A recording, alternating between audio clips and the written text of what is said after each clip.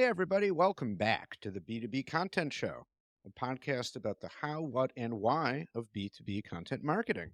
The show is brought to you by Conversa, a podcasting agency that helps B2B brands start podcasts to connect with prospects, generate content, and grow brand awareness. I'm Jeremy Shear, and my guest for this episode is Dan Lawrence. Dan is head of growth marketing at Work, by the way, spelled WRK, no O in there, no need for the O. And Work is a process automation platform. So, Dan, great to have you on the show. Welcome. Pleasure to be here, Jeremy. And yeah, thanks for bringing me on the show. You're quite welcome. So, let's jump right into our topic, which is building a framework for testing and measuring content.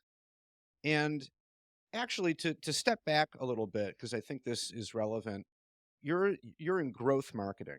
So just say a few words about your role and sort of what growth marketing is compared to other kinds of marketing. Absolutely. So I think from a very high level, growth marketing is essentially the process of using data that we're gaining through constant repetitive experimentation via marketing channel.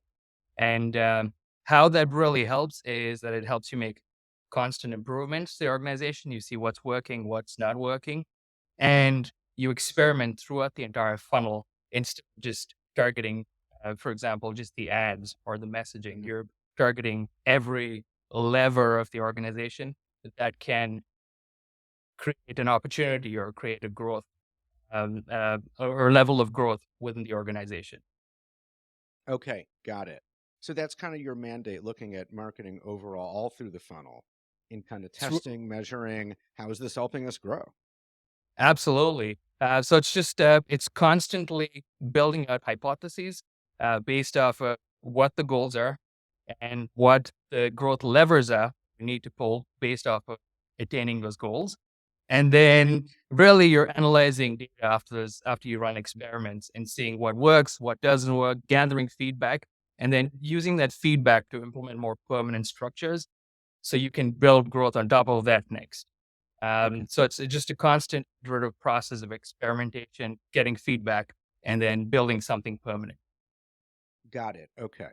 So now, again, our topic here is building a framework for doing, essentially, for doing what you just described. So describe the framework that you've built to do all this testing and measure.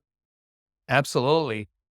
So there's several frameworks, but the one that I use is a very simple hypotheses based framework, where you map out. How I usually start out a project is I map out the entire funnel or the entire touch points of an organization, and then you identify levers within those touch points. So, for example, when you break it down into the top of funnel side of things, you're looking at ads and landing pages, and those are the two main levers that you've got from an overarching perspective. But within the ads, you've got the copy, you've got the creative, you've got the call to actions, and you've got the targeting. And from a landing page perspective, you've got the headlines, you've got the H1 and the H2, you've got images, value propositions, and then the type of forms themselves, number of form fields, and the call to actions there. So just looking at those parts of it, there's so many permutations in terms of tests that you can run. Now, let's say, for example, you are thinking of increasing demos or demo bookings. And so you've got a couple of different levers that you can pull. So it's really important to understand what levers you could pull and looking at assumptions or hypothesizing what levers you need to pull to get the more demos booked. And so the framework that I use is essentially building out the hypotheses, recording what those experiments could look like and what levers you want to pull, the resources you need, and then ultimately assuming what that lift could look like because you've run this experiment. And so some of that comes from your previous experience. Some of that comes from what the assumption could look like from a market perspective. But then you say, For example, you say, hey, if I change the form field from 3 fields to 1 field and just ask for an email, that could provide a lift of 5% based off of your historic data or just what you can gather from the market. And so you have a very specific goal there, and you have a very specific KPI that you're reaching out for. And then you run the experiment for a series of what we do is we run it for 2 weeks. So we gather up enough data. And once you gather that data, then you know for a fact if you've passed, you know for a fact that you've increased demos by 5%. If you failed, you've got to go to the drawing board and then map out another experiment to see if you can get that lift through the other experiment. And so it's just a constant process of doing this. And the framework is very simple. It's building out a hypothesis and creating an assumption based off of that hypothesis and then testing it for a period of time. Hmm. To see if the assumption pans out or not. Pretty much. Hmm. Okay. Now, you mentioned when we talked before to prepare for this interview that doing this kind of testing can be very valuable for helping to bridge gaps between marketing and sales. So, explain how that works. Absolutely. So I think there's, first of all, several different areas that growth marketing could help with. And I think it depends on the stage of the organization and where the business team or the sales team's at and where the marketing team's at and what we validated in the market and what we haven't and their overall goals. But one example of this is in a B2B setting, for example. Um, I see our role as being a provider of air support for the sales team. And what that means is really translates into building out a framework so that we can test out the different levers within the sales pipeline or the outreach process. So outbound marketing, in other words. And so one of them is could be developing an outbound sequence with the sales team, and then finding that mix of frequency or content or messaging or channels for that outreach, and what we could do to build out baseline successes. And so that comes from that. We to get to that area, you're doing a mix of emails, you're doing phone call scripts, you're doing reach out messages on LinkedIn, and you're testing out various permutations and combinations. You're testing that out till you can find a mix that starts providing enough conversions. And once you get enough conversions from there, based off of your goals, you have baseline numbers. And then essentially now you have a formula that you can build on top of, and the sales team can take from there and build on top of, and they can test out these different levers throughout. And it provides them with the opportunity to further test out and see what's working and what's not working throughout that cycle. And you can take similar approach to every stage of the sales cycle and see how you can expedite that process quicker. Hmm. Okay, so with content that's going to help move the needle, help shorten the sales cycle. Hmm. Absolutely. I think content plays a huge role. And I think content to channel also plays a huge role because there's a certain type of content that works for certain types of channels.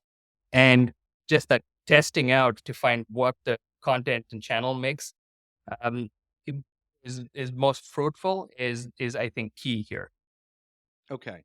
Now, this sounds hugely valuable to be able to do this kind of testing and really have data to guide your decisions about content and everything else. What's your advice for marketing teams that need to want to do a better job of this, that maybe don't have as robust a framework in place? What's the main takeaway for those teams? Like how do you begin improving?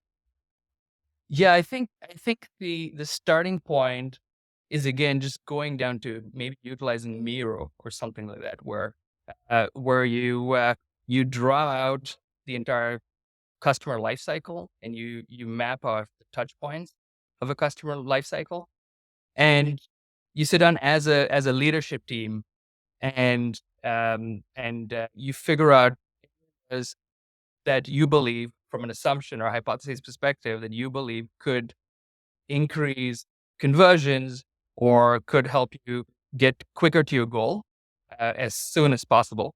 And then you derive different levels of or different a series of experimentations based off of what you think your goals are.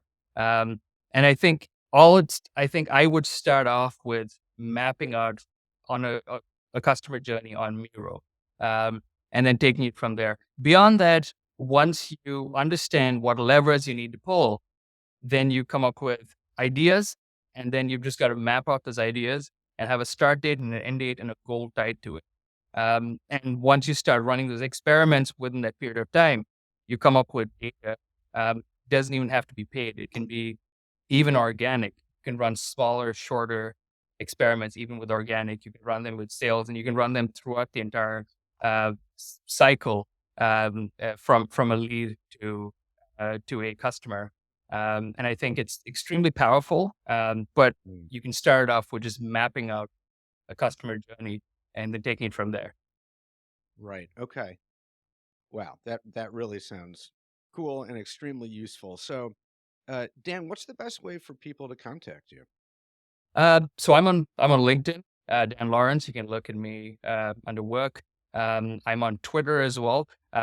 Don't quite recollect my handle yet, but I'll be sure to send it your way, Jeremy, right after this. Once I can clarify what it is. Yeah, feel free to add me on LinkedIn. Be happy to answer any questions and uh, help out in any way I can. Okay, excellent. Well, we'll put a link to your LinkedIn page in the show notes. And well, Dan, thank you so much for your time and for a great discussion. It's a really great insight into what you do. Thanks again, Jeremy. Appreciate you having me on here. And this has been fun.